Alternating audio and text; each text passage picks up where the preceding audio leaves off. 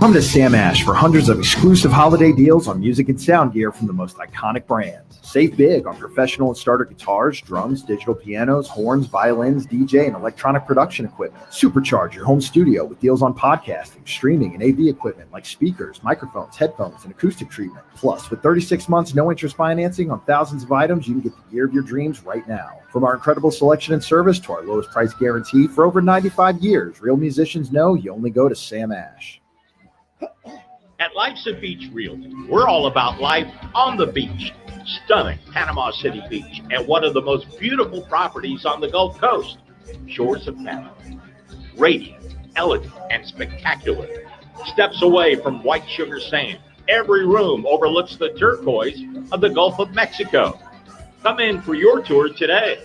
Life's a Beach Realty is your gateway to Shores of Panama, the shores, and a whole lot more.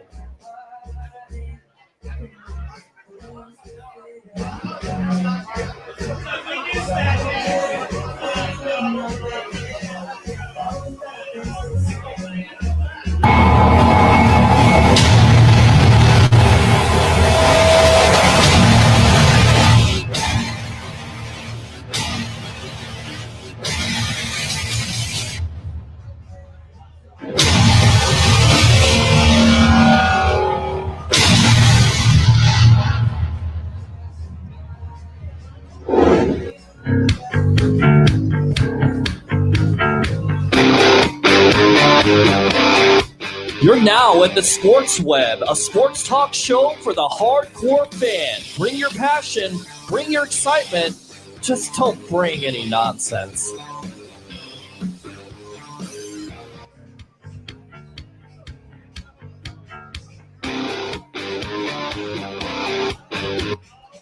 Welcome back to the Sports Web here live from Ferg's 1320 Central Avenue in St. Pete as the Tampa Bay Buccaneers fall to 7-8. They lose to the Houston Texans today, 23-20. I'm your host, Peter Blake, live here on the Evolution of Sports Talk Television, along with Mr. Tampa Bay Ray Kennedy, best of the Bay. And look, when it comes down to that final drive, and, you know, to me, I don't know if it was a bad pass or if it's a bad route, but at the end of the day, you can't turn over the ball 5 times from your quarterback, and a lot of people just centering on that. There's also a lot of things in this game, but the turnovers really killed this team today. They were in it. They were in it against a 10-win team, but once again, you can't have those turnovers, and that's what happens. Go ahead. No, I was going to say just that last interception when I was happy for the interception for the local kid, but, you know, on 4th and 2 to go to Adare was just the most uncreative, worst play call. And we've been saying it all. We've been saying it for weeks, months. Roll Jameis out on that. He's 6'4", 230, 225 in shape. Yeah. And to have him step back in the pocket and try to throw it out to Adare, I could have stepped underneath that pass because I knew it was coming. Right. You see Adare go split out, you know what's coming. I don't understand that play call. You try to run it. Vernon Hargraves finally makes a play on 3rd down, shutting that down. And, you know, that was about it. And then you get a perfect play call to Cameron Braid. He has to catch that pass, that hurt too. And instead he's trying to run with it before he catches it, and that's a killer. You give the ball over to the Houston Texans, and you can't give a good team like the Texans that many good opportunities because they're going to take advantage of them. They won by 3 today. You look at the turnover situation, and I know a lot of people are just going to center on that, and that's fine. We'll get your phone calls, 813-699-5353. That's 813-699-5353. Let's go out to the phone lines. What's your name? Where are you calling from? Oh, Pete, you know who this is. Yes, I do. I know it's Mr. Charles Richardson, and you're going to tell me you told me so, but what I'm going to tell you is that, yes. Whoa. Hold on there, Pete. Slow your I roll. didn't see James out there. I saw Santa because he was giving out gifts. But I will come to Jameis's defense. I know it's something you never hear me do. Too many drop passes, too many wide open passes. You mentioned a couple of them already. He basically got dissed on those. Yeah. But take any one of those free gifts that Santa Winston did, and the Bucs could have won that game. Yeah, I mean, the song that I'm thinking of right now, it's from George Michael and Wham, Last Christmas, I Gave You My Heart. This Christmas, he gave you the turnovers to that defense, and the Texans took advantage of them, and that's the difference in the game. Although, here's a quarterback that brings this team back. They tie it up at 17, but the defense couldn't get the necessary stops. And then once again, when you have a play on 4th down, you have to make it. You have to make that play, Cameron Bray. You're getting paid big-time money, and it shouldn't come down to one play, but that's how it goes sometimes in the NFL. The defense actually stepped up. They actually held, if you really want to look at it, they really held the Texans to 13 points. Right. The first 10, obviously, was turnovers deep into Tampa territory. So, there wasn't really a whole lot. First one was a pick six. There was no defense there. Sure. The second one was a field goal. They actually held them to that. Mm-hmm. So, you got to give props to the defense. Defense kept them in it. Yeah. Jameis keeps throwing it over, and it was not only Jameis, it was Jameis and the receivers just failing to come through when the time was right. And a lot of people saying Winston has to get credit for this loss, and you know what? Right. Coach, credit Byron Leftwich and the offensive coaching staff. Instead of throwing a first pass of the game to 6 receivers that were crossing the middle, bringing the entire defense in, they try to have Jameis throw a 15-yard out, which any quarterback or anyone who plays football will tell you is the hardest throw to make because you're just coming in. It's the first play of the game, first pass of the game, and you're trying to throw it down and out on underneath coverage. So I still don't get what these first. Of course, if it goes for a touchdown, we're calling Byron Leftwich a genius. I still say there's some, and again, and then going with the Dare on 4th down. And you split him out. We've already went to him 3 times today on short yardage passing plays. And, if they intercepted it, of course, who's not going to? I still see problems with the play calling. I think it's up and down at this point, and it's disappointing, and that's kind of been the story with Jameis Winston. Yeah, you throw his picks early, you threw a pick late today, and it basically cost him the game. But, it shouldn't come down to that because if Cameron Bray catches that pass on 4th down, then you're extending the drive. But it's neither here nor there at this point. The Bucs winning streak is snapped at 4 as they lose to the Texans 23-20. So thank you very much for calling in. Anything else? No, that's it. Thank you guys, and have a great show. Yep, thanks, there you go. Charles Richardson from Thursday Night Live here on Bucs Report as the Bucs fall 23-20 to the Houston Texans. They're the AFC South champions. Final statistics for Jameis Winston here. 24 for 45, 326 yards, 1 touchdown, so he has 31 for the year, but 4 interceptions, critical. Just a critical turnovers, and once again, he kept up in the game, but you just go back to it. The running game was good somewhat. 100 all-purpose yards for Ronald Jones. Levante David should have caused 2 turnovers, only got credit for 1. They had some sacks in this game by JPP. Perriman stepped up huge. There are a lot of good things. Forget about it. All right, let's go out to the phone lines. Welcome to the Sports Web. What's your name? Where are you calling from? Pittsburgh. Thanks, man. I know how you're feeling about this. Not a good feeling, but look, when you're down, and look, I'm not going to make excuses. Hold on. Yes. Quit with that ranting stuff, man. I'm good, man. The game played out just exactly as I thought it was going to play out. Yeah. We had a little bit of run from Rojo, which was the best run I think we've had all season from him, and then he just disappeared. We had ineffective run game. We actually, our defense stopped them from having a blowout on us because they actually stepped up and prevented Deshaun Watson from doing what Deshaun Watson does. Yeah. I was pretty good with that. I called a 3-point loss. That's what it was. Yeah. I also said that Howard is going to be ineffective, and Howard was ineffective. Yeah, he dropped some. He had some catches in this game, but he definitely had some key drops. I can see Brait being a tight end in there because Brait will block, but he can't catch either. We have no tight ends. I don't understand the position being on our team. I don't. We don't need either one of those guys, dude. We need to bring a fullback position back in and put a blocking tight end in there. That's what we need. People are saying Rojo is trash. I don't know what game you guys watched. I thought Rojo played considerably well, caught some passes, really made Rojo some plays. has not lived up to his hype yet. Right. He as far as trash, no, he's not trash. He's just a serviceable running back. He would be a 3rd down back on one of the teams we faced all year.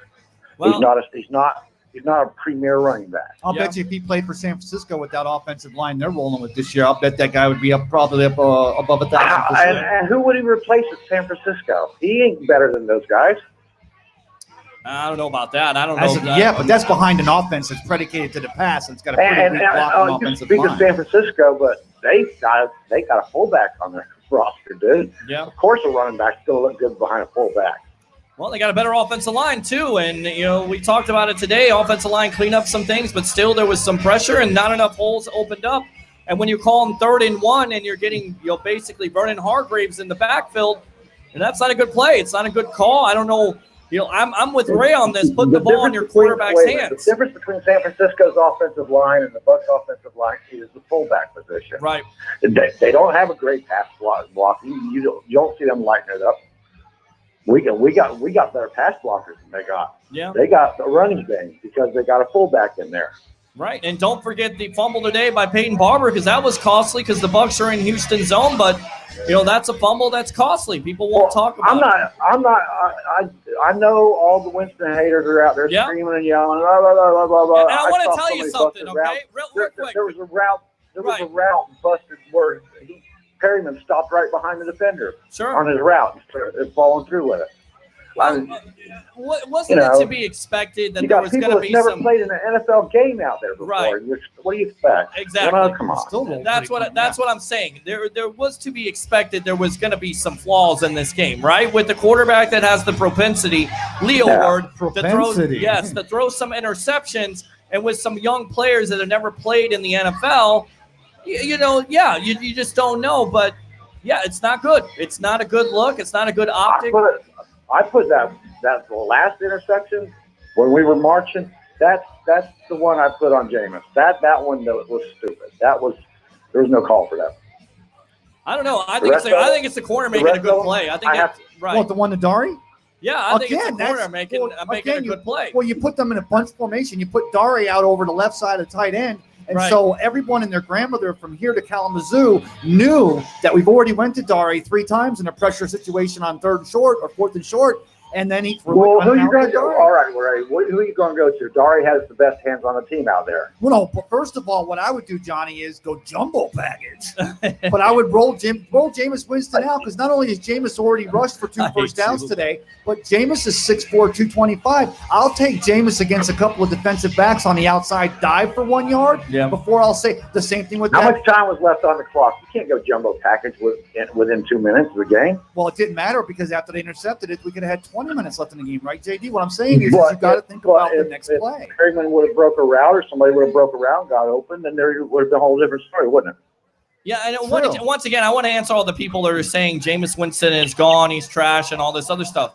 There was a report from Ian Rappaport of NFL Network that the Bucs are going to bring him back in 2020. So I'm sorry to say he's not going to go anywhere. Once again, he went over 300 yards once again.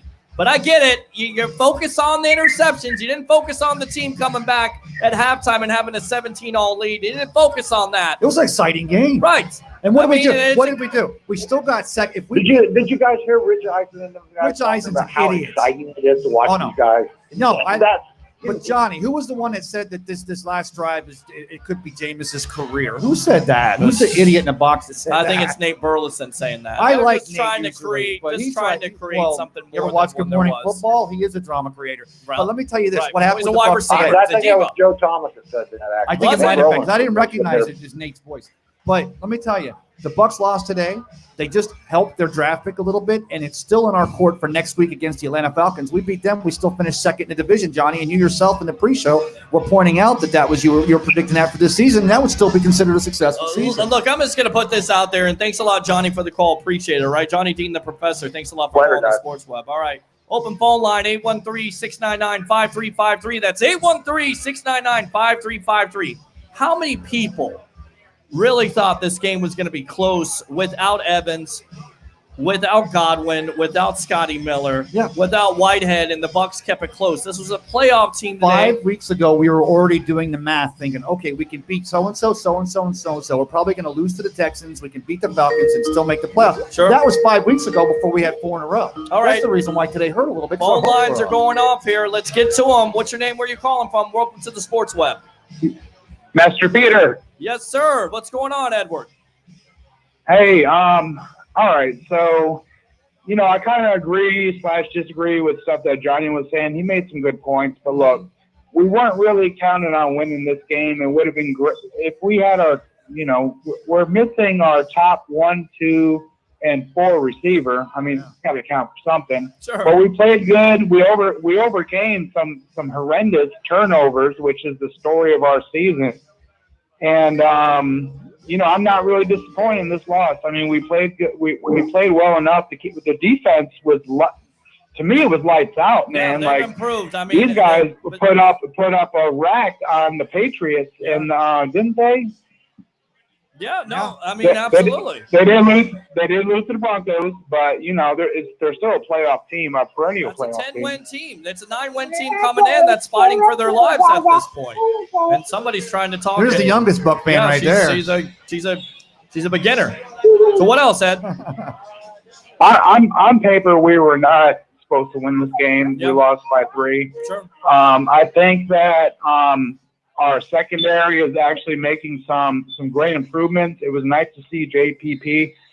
One thing I'm wondering actually is, can we keep this defensive line together? Because, it's going to be tough, for Shaq Barrett and JPP. I think they work in tandem. And, having to push in the middle with Sue and Vea. Right.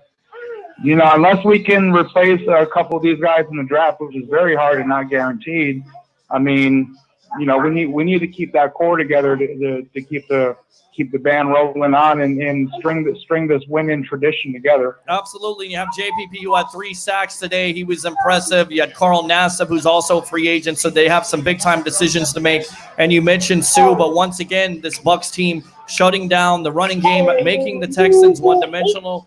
They just didn't have enough. And, it comes down to that. It comes down to not being able to get off the field. But besides the turnovers, like Keith Larson mentions, if you don't have the turnovers, most likely your defense wins this game for you. But once again, the turnovers come back to haunt the Bucs. But no, it is what it is. The guys we have here, Ed, right? Good stuff, Edward. Yes, sir. The guys we have here, it's not going to be – they've seen what's possible. They've seen the other side of the mountain, and they know we may be able to get there. It's not going to be impossible to sell these guys on – hey, the Super Bowl's here next year in Tampa Bay. We're going to make a solid run at this and maybe get a couple of 3 or 4 good 1-year contracts. Now, I don't think Ndamukong Suh's going to go out and big contract anywhere. And JPP, I'm not saying he wouldn't deserve a solid medium contract, but I don't think he's looking for a huge payday. His biggest paydays are up behind him. I keep on telling you, webheads, goodbye, Jameis. Jameis is not going anywhere. I don't know if you watched the report before the game. He's not going anywhere. They're going to keep saying that to you. You're stuck with them. They're going to keep saying that to your All head right, explodes so like keep on transfers. saying goodbye. Say goodbye to yourself. If you want to be another fan of another team, feel free, but Jameis Winston is going to be the quarterback in 2020. And what you're watching right now is the evolution of Sports Talk Television live here nightly on Bucs Report, live from Ferg's 1320 Central Avenue in St. Pete. Whether we're going to watch the Tampa Bay Lightning, the Tampa Bay Rays, or, of course, the Tampa Bay Buccaneers as they fall to the Houston Texans today, 23-20 to snap their 4-game winning streak. And next up, they got the Atlanta Falcons coming home. Falcons. And you can close it out on a positive note with 8-8 at 500 as the Patriots and Bills game is going on. Brady just got intercepted. Got picked off. Unbelievable, right? Guys throw interceptions. All right, let's go on to the webheads here.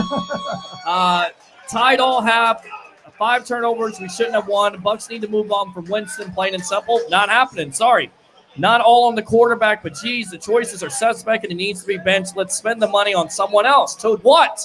Throw to those receivers that you had today? And a Rashard Perryman and a Justin Watson? You guys are just something else. You really are. You're absolutely something else at this point. I mean, you're something else. Did you really think that they were going to be close in this game? I mean, they had every opportunity to win. You can't throw the interceptions, but did you think that maybe there was going to be some drop passes, maybe some routes that weren't run correctly? Still a good game. Very exciting game. We were actually, I mean, to get to 17 all halftime was just We exciting. should have won the game. How? A lot of Bucs fans here today. That was nice. Yeah, that was nice. You're going to keep, if you keep I am not going to even go down the dialogue about Jameis not being our quarterback. All right, let's go out to the phone lines here. Keith Larson from Bucs Report. What's your take on this? 4. Right. Hey, Peter, real quick. Yes. How many sacks did JPP have today? 3. 3. 3. Okay. Wait, did you call that? All right. No. We can debate back and forth. We saw the report from Ian Rappaport before the game. Winston's going to be back next year. That's already been decided one way or the other. Right. But today, that was a grand slam. If 3's a hat trick, 4's a grand slam, right? Sure. Okay. 4 interceptions. They lost by 3. He had more turnovers than the point differential. Sure. So we can spin it. And granted, he didn't have Evans or Godwin. That's fair.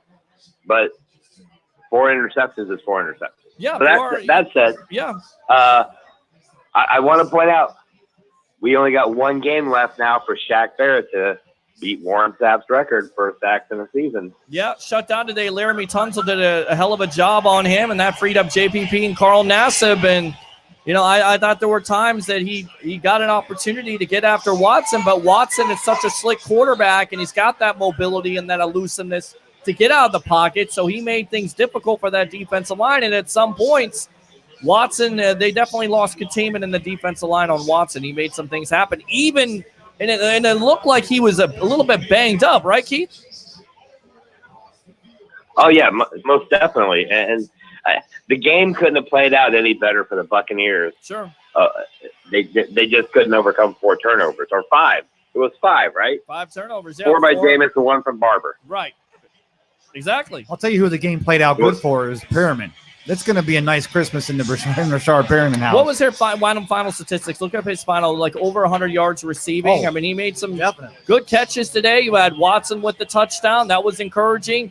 The thing that kills me is Cameron Brate. You got a perfect 4th down call. Jameis makes the right read. He made some really good reads and some really good throws in this game. You got to have that catch. He's getting paid $6.5, $7 million as a top tight end. You can't try to run without catching the ball. And once again, you don't make that play. And that basically puts you behind the 8 ball where you have to make that throw to Dare. 8 ball. So Yeah. Rashard Perriman, 7 receptions, 102 yards. 102 yards. I mean, everybody, again, I can see all the comments. We need a new starter. Good luck. You're not going to get it. You got to improve the offensive line. You got to improve the running game. The running game was decent today. The offensive line had its moments. Jameis Winston had his moments. And we talk about the turnovers. It wasn't the only thing in this game. There were other factors that you guys don't consider, but you continue to put it on one player, and I don't get it. I just don't get it, guys. Go ahead. Well, and to be fair for both sides of the conversation now, and I know this is going to create some chuckles. Sure. Let's say Winston didn't throw any interceptions today, okay? Right. Then everybody be complaining that Matt Gay got a field goal block. Right. Because that was the difference. So because that was Winston's it's fault, always too. going to be something. But the fact is, the team lost today. They lost by 3 to a playoff team, to a potential, I believe, division champion if they went out. So here we are. It's a game under 500. The quarterback didn't have a great day today. Lost by 3. That's about all you can take from it. Yeah, and I wonder if it was the fractured thumb. I wonder if it, and not to make an excuse, but he has a slightly fractured thumb. He looked like he was off today. He missed some opportunities. We talked about that at halftime with some of those deep passes. And look, if you don't complete those and you miss those opportunities with receivers wide open, whether it's on the receiver or the quarterback, as a team, you have to make those plays. And if you don't, and the quarterback doesn't complete it, of course, it doesn't look good on the stat sheet, and you miss out on the opportunity to put points on the board. Good stuff, Keith Larson. Thanks a lot for calling the Sports Web, all right? There you go. I'm going to circle it back to Johnny. Yeah. Because I think Johnny and I we're on the same page here. I'm going to 100% agree that just, again, even if it was an interception, let's just say it was dropped, but that pickoff, that last pickoff to Dare, we bring in a fullback or a second tight end on that side, then at least we give the appearance that we're going to try to run it. and not put Dare out there and make it so easy to read that for pickoff. Welcome to the Sports Web. What's your name? Where are you calling from?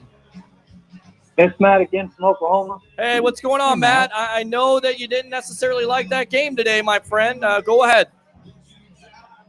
I liked it. I didn't like the way it started, but we came back and tied it, so we basically spotted them 17 points. Right.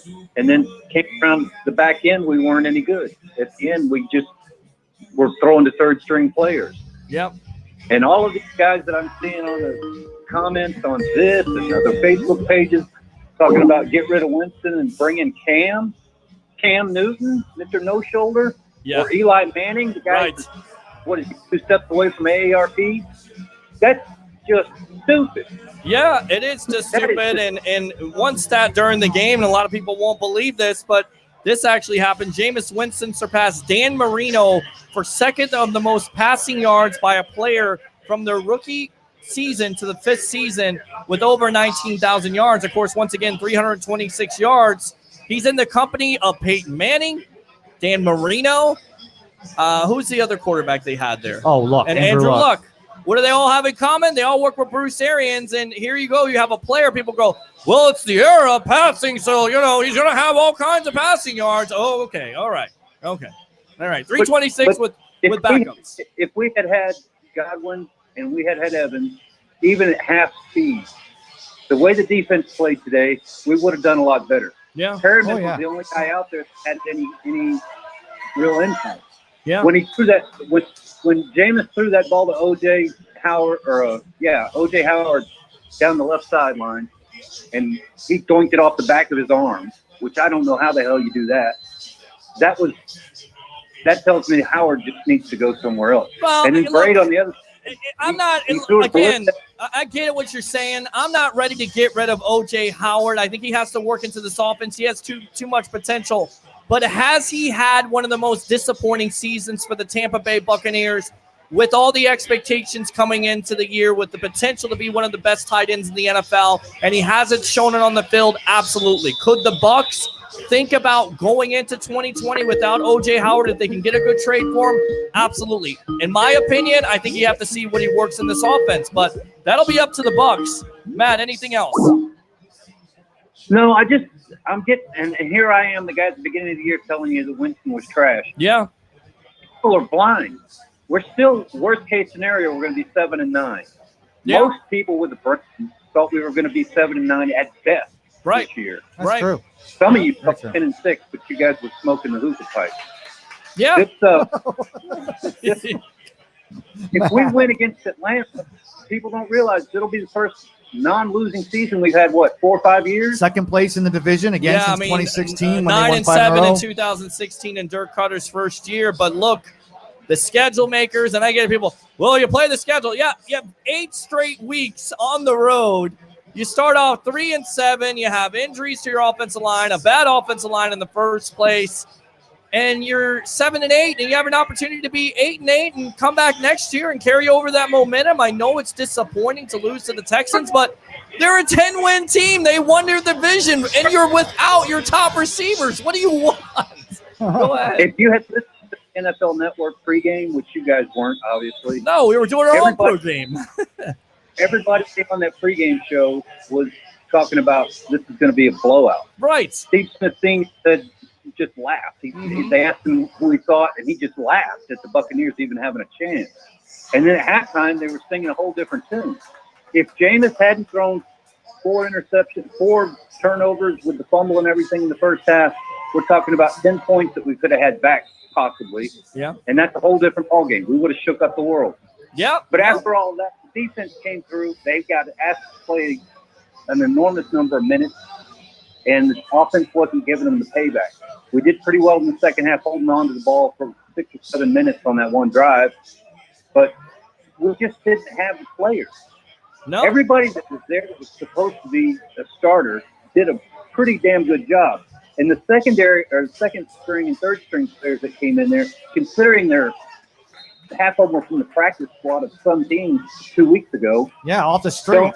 So they did fairly well. Sure. I mean, you can't expect a 3-point game in Vegas right now, there's people eating steak off of this. Oh, absolutely. Vegas absolutely. is busted right. They flat lost their ass.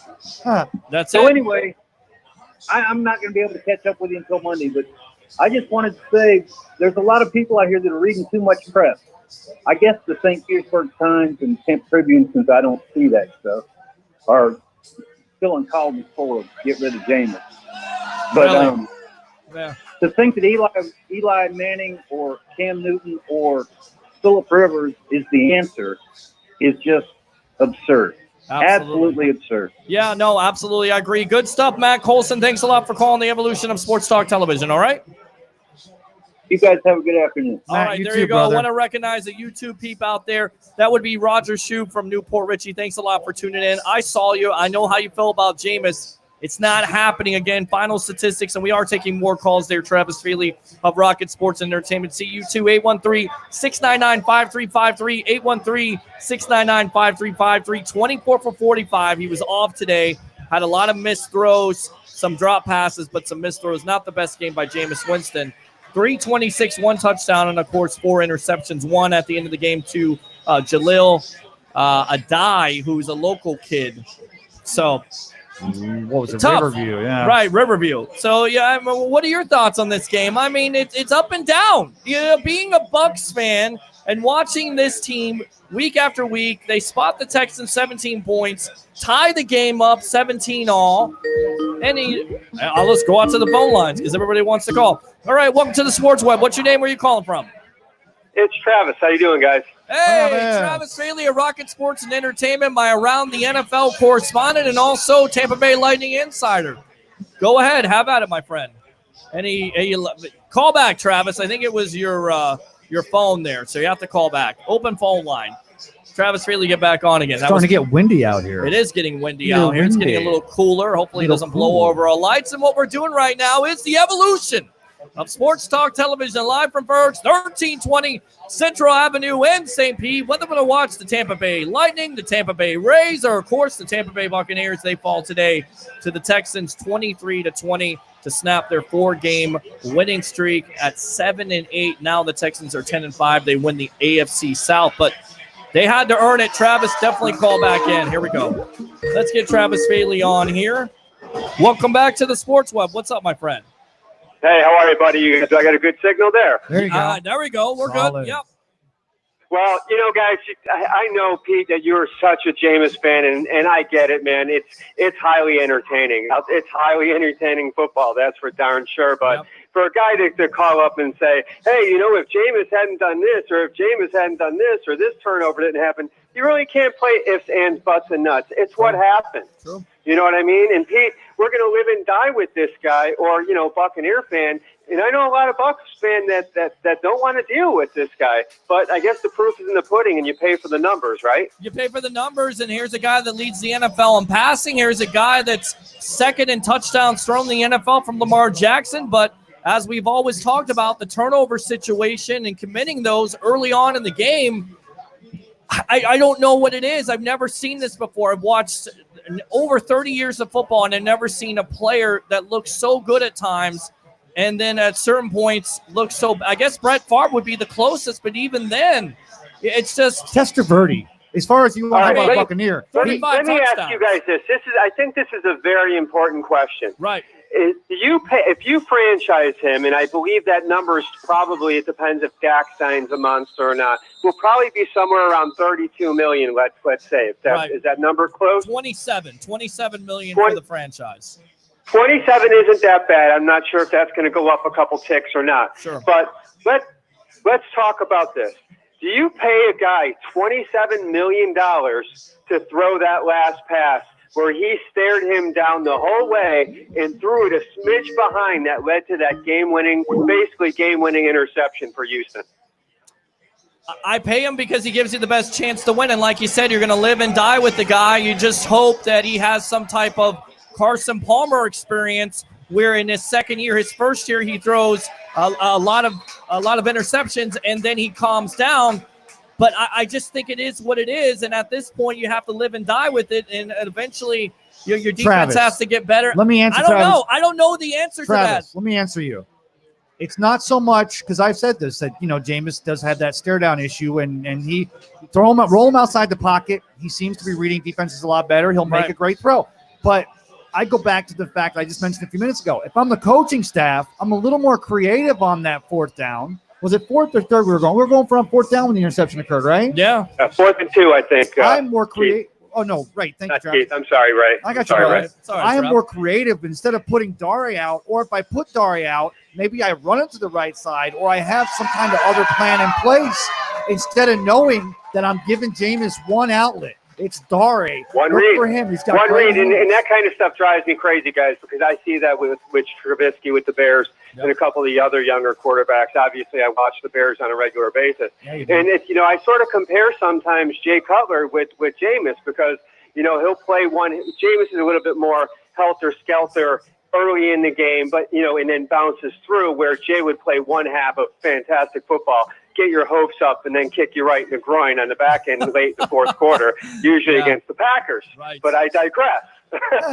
Yeah. I mean, and a lot of people saying he's Favre. I mean, that's what you think of. And once again, these numbers comparing to Peyton Manning, Manning has as many interceptions as Jameis Winston. The difference is that Manning over his career had a better offensive line, better running game than Jameis has had. And I'm not trying to make excuses, just point out the fact that here's a player that's still putting up astronomical numbers, has turnovers, but there's been reasons for that. And hopefully the Bucs as a franchise start to build this offensive line. Hold on. I can't stand it when you do this. You keep making excuses for this guy. The middle of the field reads, Pete, where he can't even see the middle linebacker, and everybody on the planet can see. Right. With Davis Thomas or Leonard for the Colts. I mean, throwing the ball right to the middle linebacker on a regular basis is not something that Manning did on the reg. But even Leo Haggerty, dancing Leo there, said that, Darius Leonard was playing that. They were playing a zone. So they're starting to pick up on some of his tendencies, and that's where the coaching has to come in, like a Coach Arians, like a Coach Leftwich, where you have to see what they're picking up and try to get away from that. I don't like that throw to Dare. I don't like the play call. I like him more when he's out. He's able to get outside of the pocket. The way to give a quarterback like Jameis a little relief over the middle and keep defenses from reading his tendencies is to have an offense where you've got a more creative running game and or better, more creative short yardage passing. But the problem is, here's the problem, right? But here's the problem, guys. We're talking all about this from this game, and you're talking about wide receivers that have never really started in the NFL. You're getting them off the street. This isn't the only game we're talking about, though, Pete. We're talking about a 4-year, basically a 4-year career of watching, living and dying with, once again, with this guy turning the ball over or making beautiful plays. Travis, so, like I said, it's entertaining as hell. That's for sure. Travis, it's entertaining. You know the reason why Ryan Fitzpatrick has a pair of cleats in the NFL? Because last year, those first 3 games, Ryan Fitzpatrick is a awesome pre-snap read quarterback. Now, if you could take Ryan Fitzpatrick's pre-snap read and put it with Jameis Winston's arm and athletic ability, you probably have the most complete quarterback of our generation behind Tom Brady and or like an Aaron Rodgers. That you're right. You're hitting on the message. But Ray, if my sister had testicles, she'd be my brother. No, and I'm agreeing with you, Travis. What I'm saying, I really hate both of you right now with your comment there and his comment about jumbo package because he won't stop doing it. But I want to read this text from Milo Jackson, good fan here. Let's see. Winston plays tight. Give him a 4-year deal. Don't franchise him. Take the pressure off of him. This team is close to being really good. He was saying something also about Peyton Manning. I want to read these statistics once again because it kind of puts everything in context. But what people will always say is, well, it's a different era. What Milo says is Jameis Winston with 1 game to go has 19,201 yards passing, 118 touchdowns, 10 rushing touchdowns, 82 interceptions compared to Peyton Manning, who has 100. That doesn't seem right, though. I think Winston has more interceptions, so I think you're wrong on that. But once again, Peyton Manning threw a lot of interceptions, but he had a better team around him. I get it. Era has changed to a certain degree where it's somewhat easy to throw the ball, but defenses are faster, and those windows are also smaller. I'm not making excuses. You always make excuses for him, but I want to flip the script a little bit, guys. What do you think of the coach of Houston not going for it there on 4th and 1, 4th and 2 to close out the game? That showed no guts. I mean, he's got Deshaun Watson, who's been able to do that RPO read to pick up that 4th down earlier in the game. Yep. Man, he could have put the game away. Instead, he gave them another shot. You give him another shot, and it tells you how the defense and how they can shut down the running game. They really made the Texans one-dimensional, but you mentioned the RPO. I don't know why they wouldn't run that, because they did that earlier on in the game, and Levante David just missed them, but Watson picks up that first down, and I think that leads to a touchdown for the Texans, and that's a big play that the Bucs have to make, but don't make it. Well, that's a tough one, too, because David shots the gap trying to hit the running back, and Watson does what Watson does. But, boy, I got to give it up to the Bucs defense today. They pretty much shut down Hopkins all day long. He was a he had no impact in the game. And then Deshaun Watson overthrowing all day long. I don't know if it was because he hurt the ankle early in the game or what was going on, but he was missing guys left and right that seemed to be open for first downs or at least, decent little chunk plays. Yeah, no, I mean, look, Jamel Dean made a play in this game. It certainly looked like the refs missed that fumble by Levante David. David was everywhere. The only couple plays besides the RPO, but he got beat by a receiver. Just a hair, good coverage, but just a better throw. And you just have to tip your hat sometimes because they get paid too. And once again, that's why the Texans are a 10-win team and they're AFC South champion, because they don't make those critical mistakes that cost them. They don't make those mental errors that cost them, and that's why they're going on to the playoffs. And the Bucs are surging, but they could not beat this team today. Too many good opportunities to the Texans, and the Texans took them to the house for it. Absolutely. And, guys, I'm just going to wrap up this call real quick. I know we got other callers and other people that want to comment. You guys are doing a fantastic job. Absolutely fantastic job. I have to say the pre- and post-game show that you guys do is top notch, and I'm not just saying that because I like you guys. Hey, man, I really appreciate the support. Travis, you've been one of the main guys that has been with the Sports Web and with Bucs Report, and I know you've been going through a lot, my friend, so God bless you and your family. Merry Christmas. Have a happy New Year. And then 2020, my friend, when all this stuff blows over and it gets better, you got a seat right here by your favorite host, Peter Blake, on the Sports Web, all right? I thought it was me. Hey, lastly, I just want to say, and I know I said lastly a minute ago, but I want to say Merry Christmas, the whole 9 yards. And in 2020, more me, less Leo. All right, drop the mic. Have a good one, guys. See you, Travis. All right, good stuff. Travis Faley of Rocket Sports and Entertainment, our Tampa Bay Lightning insider around the NFL, and he's been through a lot with his family and really wanted to incorporate him this year. But, priorities at the end of the day, and that's what the holidays are about, family and friends. And definitely. They're about phone calls. People just want to keep on talking, so let's go ahead and hear what they have to say. Welcome to the – will you shut up? Welcome to the evolution of Sports Talk Television. What's your name? Where are you calling from? Yeah, it's Anthony from Temple Terrace. What's your name?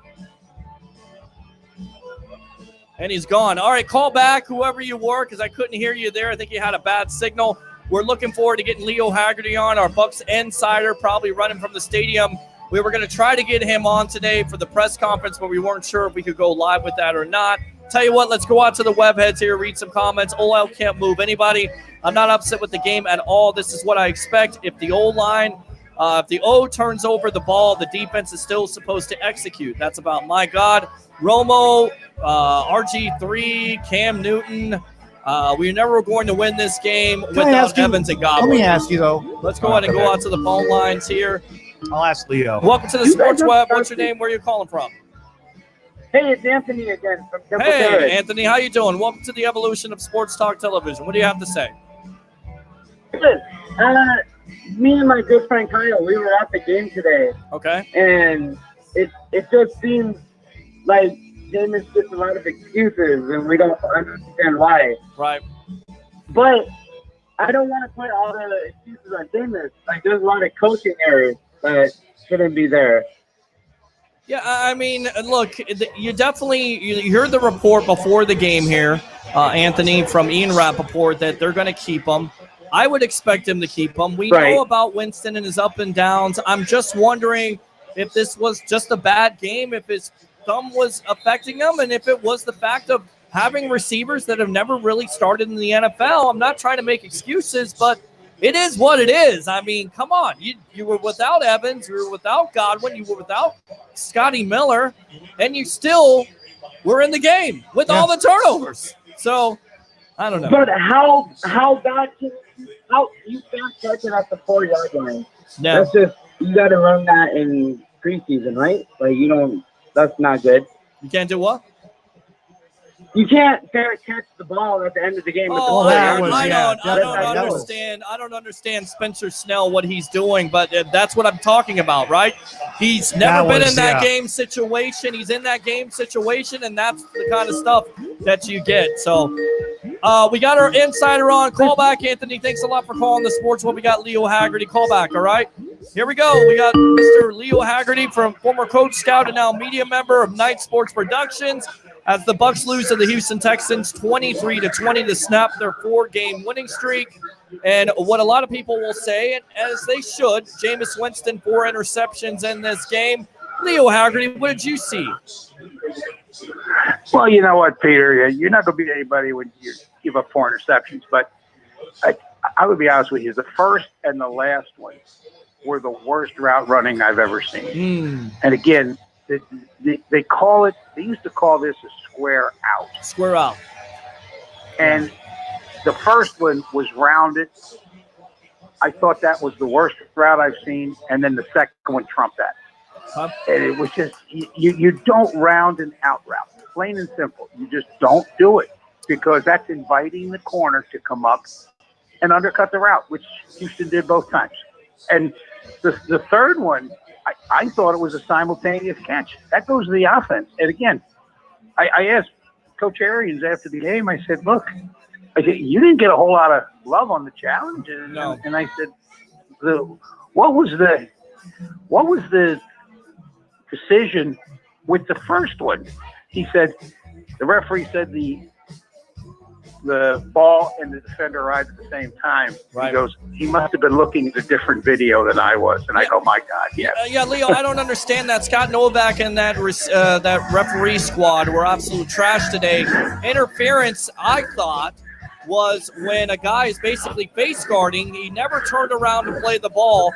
And yet, once again, the call stands because the refs don't want to be wrong. The face mask should have been called. The fumble should have been called.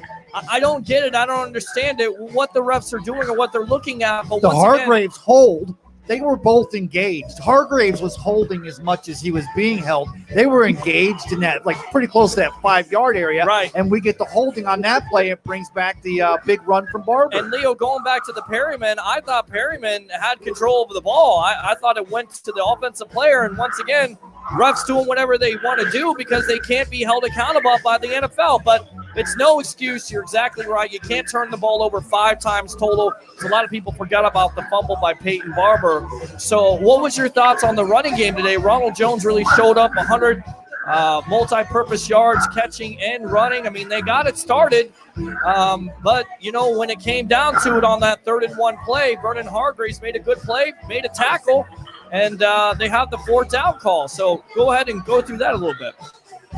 Yeah, and, when we asked about that, and I asked him, I said, you went for it on 4th down. I said, you went to your money guy, Cameron Brate, who I don't think's dropped the ball in 2 or 3 years.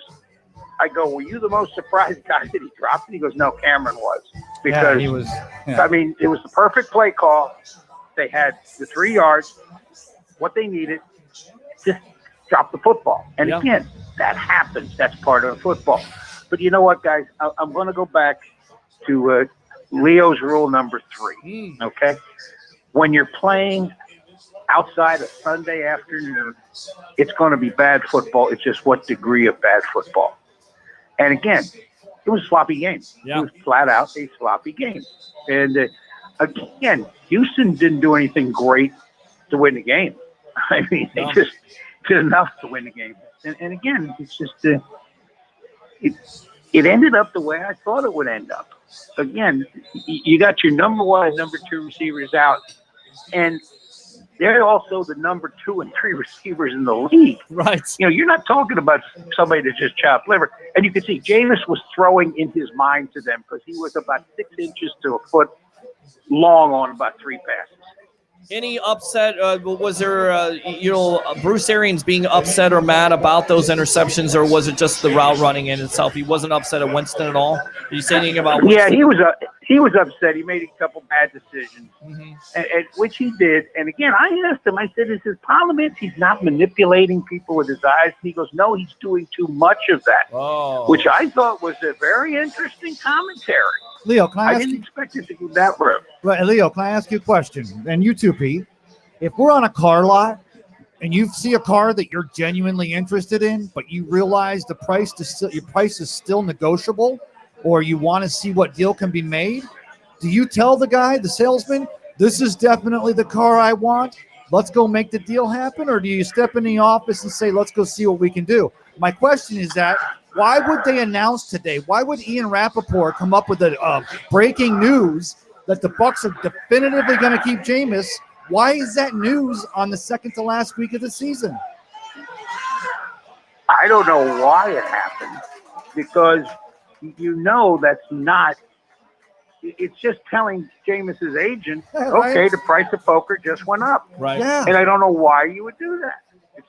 It's just crazy stupid. And it's not like nuts. And it's not like we've been given grief all week. A lot of people are starting to come over to the Jameis. We realize how skilled this kid is.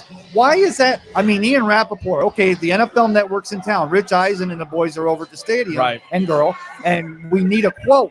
But why do you circle back to that? Why don't you make a quote about the receiver? He's trying to get a story, and we're on with Leo Haggerty, former coach, scout, and now media member of Night Sports Productions at Sports Mag. And you know what, guys? If Ian Rappaport puts that out and it isn't true, what's the ramification? None.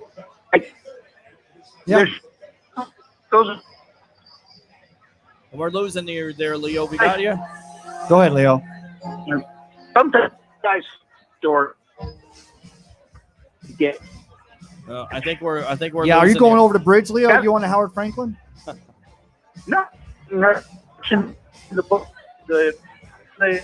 Yeah, we're gonna have to let you go. We'll have you call back. Call back, Leo.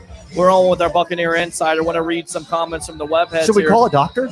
You shut up. And you're on the Sports Web, the evolution of sports talk television. I'm your host, Peter Blake, along with Tampa Bay Ray Kennedy. Well, you agree with that, Bay. though, right? I mean, really, the minute I saw that today, it's like, Ian Rappaport it wasn't breaking by any stretch of the imagination, but they treated it as such. And I know Jameis has been a hot topic. We all know that. But, I mean, unless somebody came up to Coach Arians and said, all right, we got to get a quote out of you, and it's got to be about Jameis. And he would just go, oh, well, we're going to keep for sure next year. Well, I'm not sure if that's Coach Arians. I think he heard that from somebody internally in the organization, or he just has somebody that he feels like is a good source. Is it that slow of a news cycle day that you're going to – that's what you run with? I mean, that's what everybody's – that's what we were covering this morning. Well, we covered it because, because he covered. But you're right. I mean, it is news, but it's like that's fishing. All right, let's read some more comments here from the web heads. We're going to win this game without Evans and Godwin bringing fresh blood. That's what Philip is saying. Not a big-time Winston fan. I'm going to tell you, you bring in a rookie quarterback. Not Schwegler. You bring in no. Okay, Philip Presser, yeah. Okay. You bring in a rookie quarterback. It's going to take him at least 2 to 3 years to get this offense. You prepared? You patient? You're going to let like Evans waste away? Welcome to the Sports Web. What's your name? Where are you calling from? This is Johnny from Pittsburgh. Hey, Johnny. Hey, Johnny. Okay, you guys hit on something it's confusing the shit out of me. If Ian Rappaport put out that James was getting franchise tagged, what does it matter if it's out early? Franchise tag, the agent doesn't negotiate a franchise tag. That's a franchise tag. He didn't even say it was a franchise tag. He just basically said that news is that Jameis will be back in 2020 for sure. Right, and we don't know. We don't know if that report is. Like Leo said, he's not going to be accountable for it. If it doesn't happen, that means the Bucs organization changed their mind. I'm not going to walk on a Twitter. What I was seeing was that it was going to be a franchise tag or whatever it's called. Right, transition right tag. off the top of my head, but yeah. But that doesn't have anything to do with the agent. Anyhow, that won't.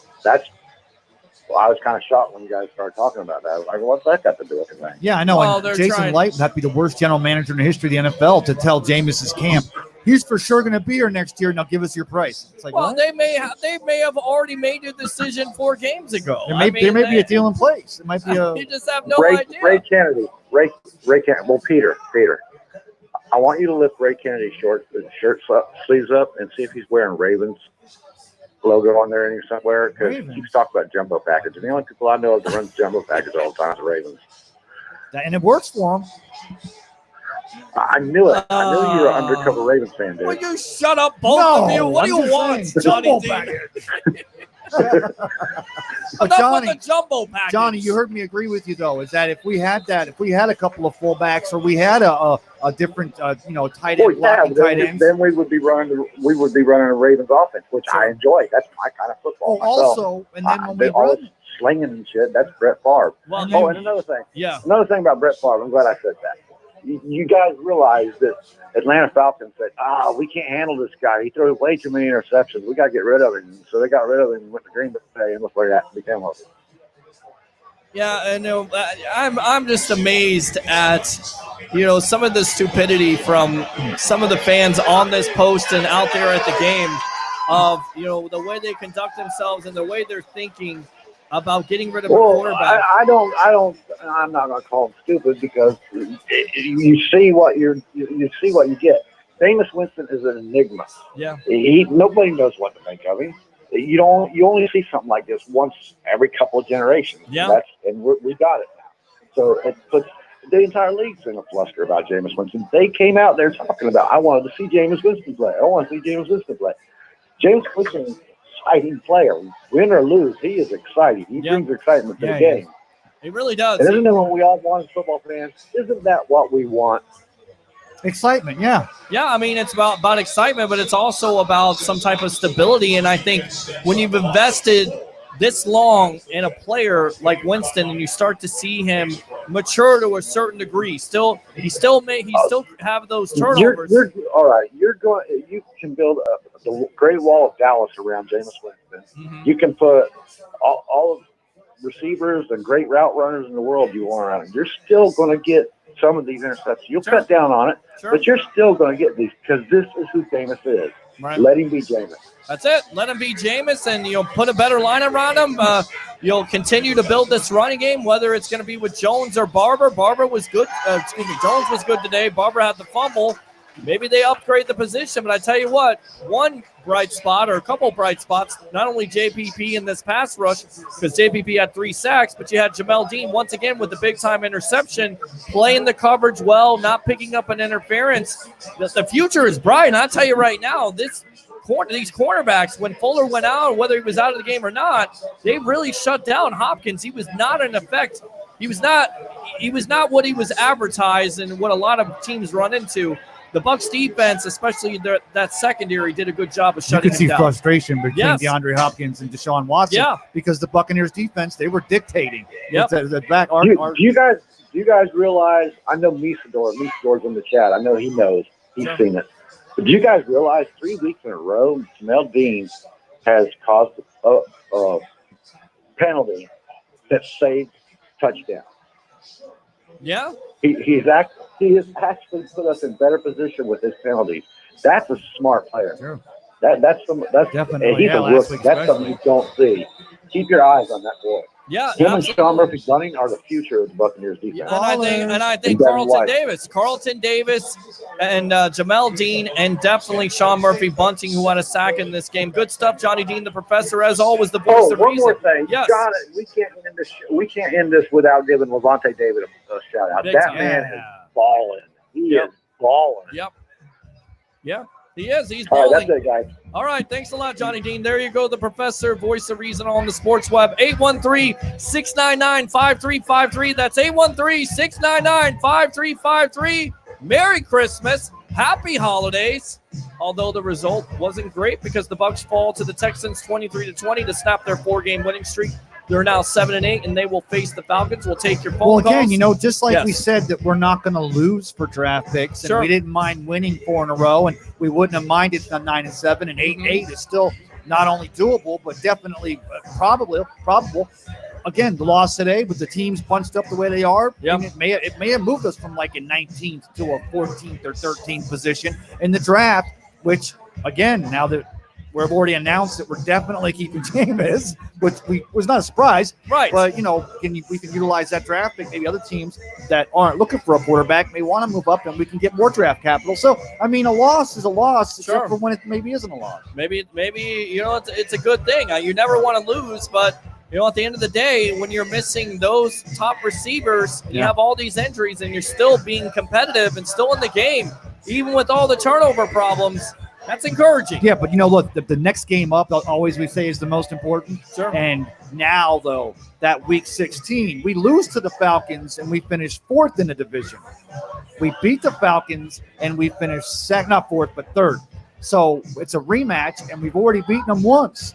But now you want to see how this team can circle the wagons, and come back next week, our last game of the year at home. It's good that it's at home too. Yeah, and see if we can get that victory. I want to read Tony's comment. Tony Nesham here. I'm re-signed to the Powers, keeping the goon, but we need to hold him to ransom with his pay because no one else is going to take him. I'm sorry. There's going to be some teams out there that would be interested in Jameis Winston if he gets out there in the free agency market. Then, but here's the thing now. I want to go back to that, and I'm not saying this, but that's why saying Jameis is definitively here, the only way it helps anybody is if there was any portion of truth that he wasn't going to be here or the team didn't think so, but we were going to put it out there because you know what, Jameis? We'll help you increase your value in the market. I just don't see the reason why that was a tweet by Rappaport today. That's not news unless it is news. Well, it's news because Rappaport usually gets it right. And when he gets it right, it's usually right on the money. We'll see. We'll definitely have it here on the Sports Web coming up. We got one game left, and then we'll have your postseason with your playoffs. But we'll have playoffs. And I just hope we win another game. It won't be the Bucs, but it's getting rowdy here. And it looks we're getting ready to wrap this thing up. I think. I'm telling you, man. You have the Patriots versus the Bills, and I hope you're not. All right, let's see here. Winston has what he worked with. Our defense kept us in the game. Let's see. We lost 3 effing points with 6 turnovers. Anyone else have 6 turnovers and lose by 3? 6 turnovers, I think it was 5. Felt like 6. Yeah, it felt like it. Bring in Tom Brady. I don't think that's happening. Our quarterback from New Orleans. Well, Teddy Bridgewater. Turnover on downs. That's not a turnover. That's not considered call it a turnover on downs. Well, then that's on Cameron Brake then. Well, I'm saying, but if you were going to be, I'm not guess. saying, I don't even know if that's how the NFL categorizes it, but right. Milk in the cow. Milk in the cow. More importantly, how are the wings at Ferg's? They were very good. Again, they were good today. Ferg's 1320 Central Avenue in St. Pete. Great food, great service as always. So with Evans and Godwin playing, Jameis wouldn't have thrown the ball to the other team. You heard from Leo.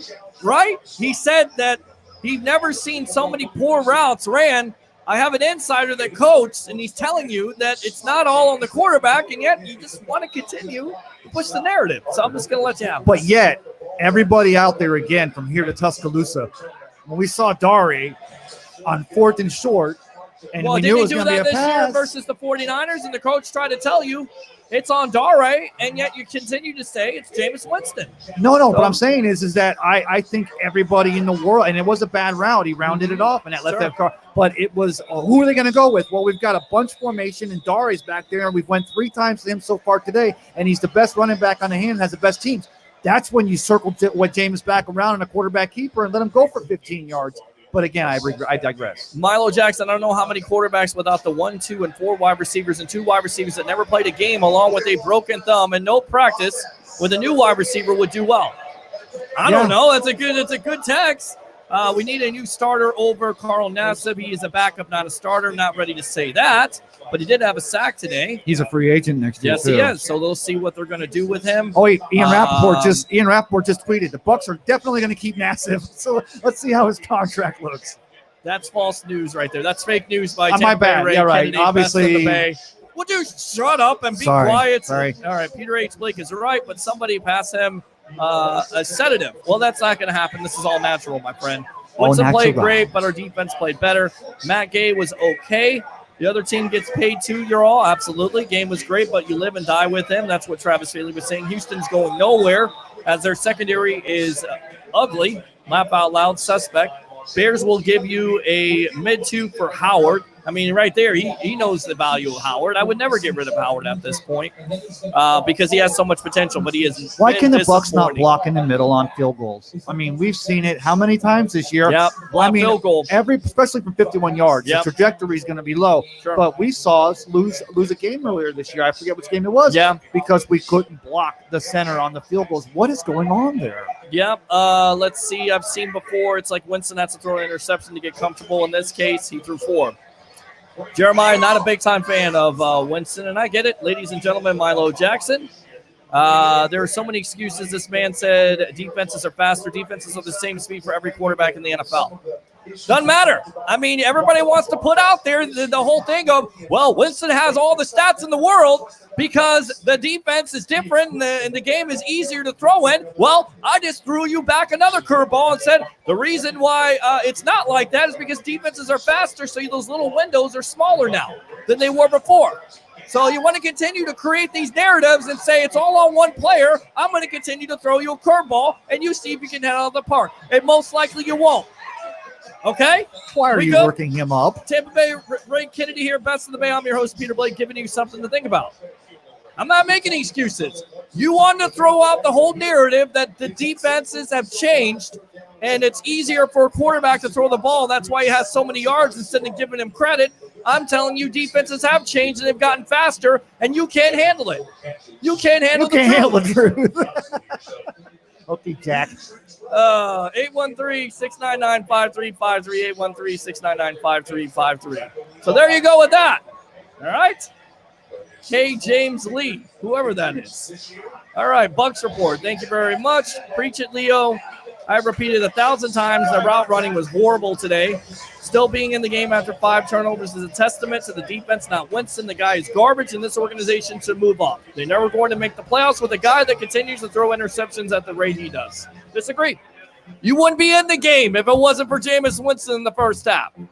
I don't know what you watched because the defense had no turnovers in the first half of the game. They had no pick sixes. Okay, they had Jamel Dean who had an interception. He didn't take it to the house. So stop with the nonsense. Let's be fair here. Merry Christmas. I'm your host, Peter Blake, along with Tampa Bay Ray Kennedy. All right, so poor route running equals interceptions and incomplete passes. I'm pretty much done with this. Are you? We have an open phone line, 813-699-5353. Debate me all you want to. I get it. It's an up and down roller coaster. I get it. You want a quarterback that's perfect all the time with an offensive line that's absolute garbage for the majority of the year. I get it. I get it. All the losses this year are on Jameis Winston. Not the defense, not the running game, nothing. It's all on one player. And once you get rid of that one player, ladies and gentlemen, you Winston haters out there, and they do bad, and he goes somewhere else and wins a Super Bowl or is successful, you'll say, well, why didn't the Bucs keep him? Because you continue to repeat the same thing over and over again. You don't build an offensive line. You don't put players around them. Wide receivers are only so much. You got to put a running game. You got to put an offensive line. You got to put a defense. Now let's see what we do next week. Week 16 against the Atlanta Falcons. I'm going to get you off this subject. We have to beat Atlanta. Yes. And this team has to circle the wagons and come back out next week and win a game at home that we've already beat once this year. Yes, you do. You have to win this game. It's a winnable game. But look, the Falcons don't want to get swept. It's a division game. They don't want to finish him. I mean, I think Carolina, the best Carolina could do is tie either Atlanta or us if Atlanta lost tomorrow and next week.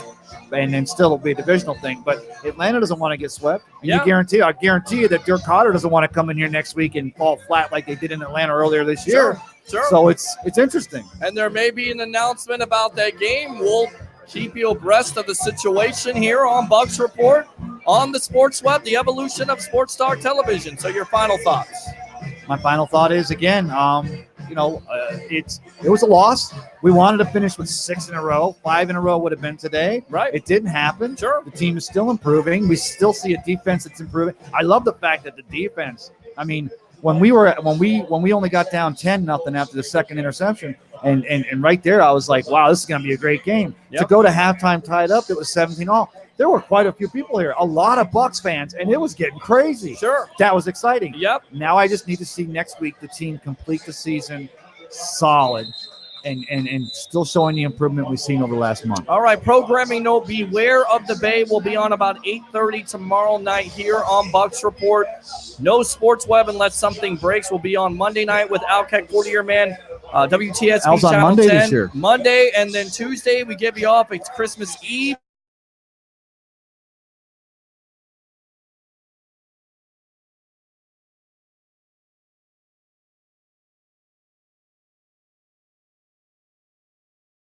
AFC South with their victory over the Tampa Bay Buccaneers 23-20 to snap the 4-game winning streak of the Tampa Bay Buccaneers.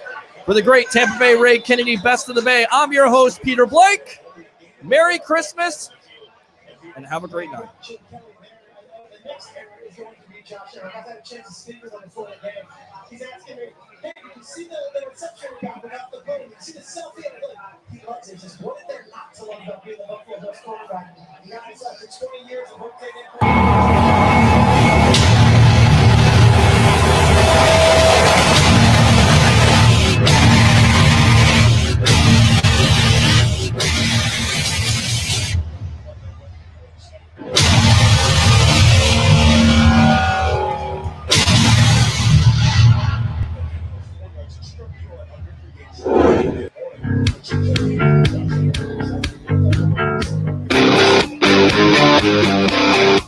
You're now in the Sports Web, a sports talk show for the hardcore fan. Bring your passion, bring your excitement, just don't bring any nonsense.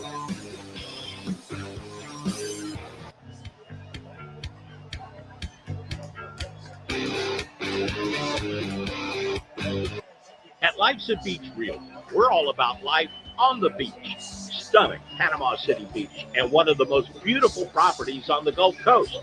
Shores of Panama. Radiant, elegant, and spectacular.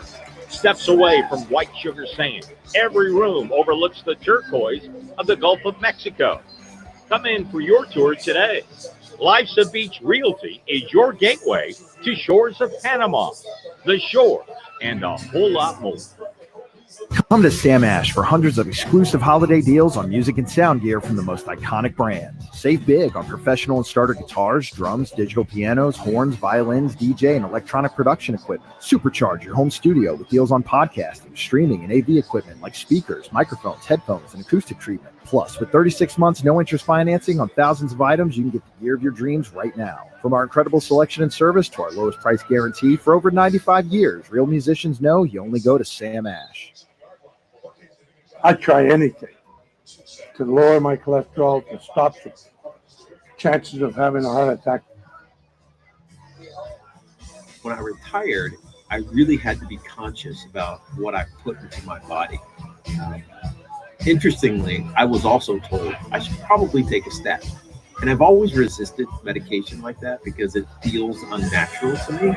And so when I heard about this product that can naturally lower my cholesterol, lower my risk of heart disease and other types of conditions that come from having high cholesterol, I jumped on it.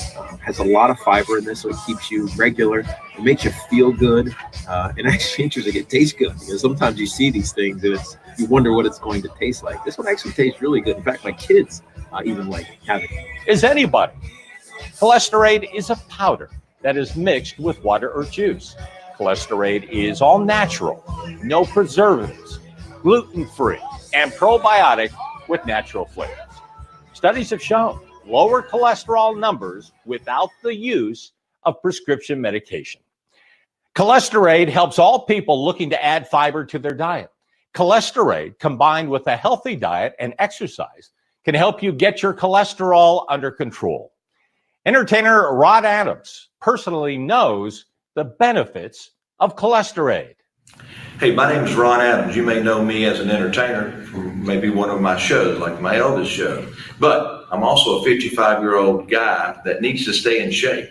I realized that my cholesterol was getting way out of hand. I went to the doctor and he said, you need to do something. But there wasn't anything to do. other than maybe get on a statin, which I already knew was dangerous. And then I found out about cholesterol. Started taking it 3 times a day. 8 weeks later, my cholesterol dropped dramatically from over 300 to under 200. The good cholesterol went from 18 to 36. Cholesterol is what's keeping me healthy. Independent studies have shown that cholesterol users have seen their bad cholesterol drop by more than 21%. Triglycerides drop by some 50%. And good cholesterol improve by nearly 13%. Cholesterol supports digestive health. It has 3 great tasting flavors and has become the future in the fight for lowering bad cholesterol. You can find Cholesterol by ordering at www.cholesterol.com. You can find it on Amazon and at major retailers nationwide.